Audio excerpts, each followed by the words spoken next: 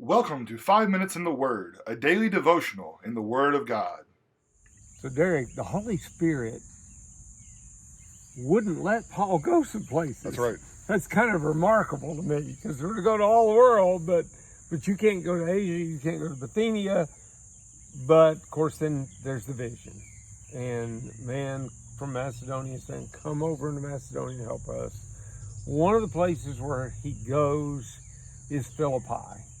And he's always looking for the Jews. Well, there's no synagogue there.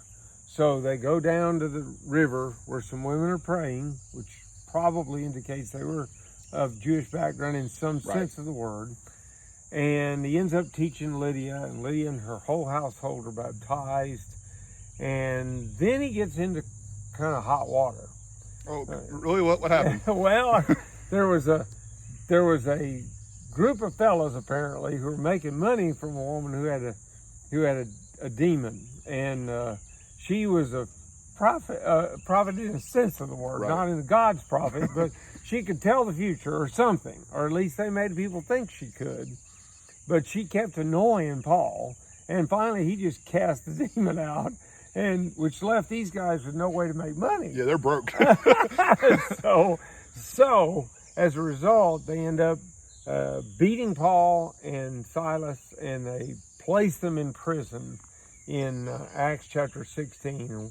What happens then? Well, you see, most people get thrown in prison, they're not too happy about it. That they're not going to go and just have a good old time and sing and do that kind of stuff. Well, Paul and them, they have a different perspective on things. They have a Christian's perspective. They have a godly perspective. So we see in Acts chapter 16, verse 25, it says, about midnight, Paul and Silas were praying and singing hymns to God, and the prisoners were listening to them. They took advantage of an opportunity that they had here. And first and foremost, they weren't doing it for the advantage. They were doing it to just praise God. Yeah. But what happens when God's people show their Christian life to the world? Well, people see God living in them. And so that's what's happening here. Paul and Silas, they're praying, they're singing hymns, and the prisoners were listening. Now, what happens next? It says, and suddenly there was a great earthquake. Now, we don't have that many earthquakes here in this part of Mississippi, maybe northern Mississippi, they have some, but there was a great earthquake, and so the foundation of the prisons were shaken, and immediately all the doors were open and everyone's bonds were unfastened. Now, that's a very specific kind of thing that happens here. Yeah. This is obviously a working of God, because for every door to open and every bond to fall off, that's kind of amazing thing to happen. And so what do you think prisoners are going to do? Well, the idea most prisoners would have is, okay, doors are open, it's time to run. Yeah. Okay, but let's see what happens here. So when the jailer awoke and saw that the prison doors were open, he drew his sword and was about to kill himself, supposing the prisoners had escaped. So even the jailer, that's the conclusion he drew. Now, why does he go to these lengths? Well, he knows whether he does it or somebody else is going to do it. If these prisoners escape, it's going to be his head. Yeah. It's going to be his life. And so he's about to take his own life, which is something that no one should ever come to. Right. I don't wish that on anybody. So here he is, and he's about to take his own life. But Paul cries out with a loud voice, saying, do not harm yourself, for we are all here. Paul shows concern for this jailer, the person that's actually been keeping Paul in prison. Paul shows concern for him because he cares about his life. He cares about his soul. He cares about him as a person. And the jailer called for the lights and rushed in, and trembled with fear. He fell down before Paul and Silas. Then he brought them out and said, sirs, what must I do to be saved? I think this jailer has been he's at least heard what Paul and Silas have been doing. He may have been been able to hear them praying and singing. So here he is. He knows what has just happened. I think he can kind of tell this is something special going on here. He goes in and he wants to know what he can do to be saved. And they said, believe in the Lord Jesus and you will be saved, you and your household.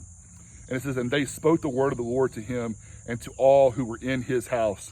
And he took them the same hour of the night, and he washed their wounds, and he was baptized at once, he and all his family. That's an amazing thing. There he is.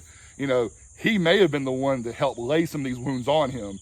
It could have been him, could have been someone else. But here he goes, and what does he do? He washes their wounds. He shows that he is truly sorry for what has happened. He shows that he cares also for Paul and for Silas. Mm-hmm. And through this teaching and through this knowledge, he is baptized at once, he and all his family. And this is just an amazing story of how God's people, when they keep on living for him, can spread the gospel to the whole world. Yeah, so what you really just said is he repented. Right. I mean, you can't take stripes back. No, you can't.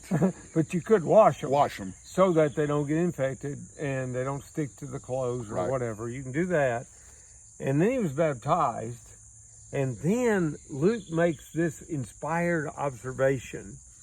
Now, when he had brought them into his house, this verse 34, he set food before them, and he rejoiced, having believed in God with all his household. Paul said you got to believe on the Lord Jesus to be saved. Now we find out what that really involves. Repentance and baptism.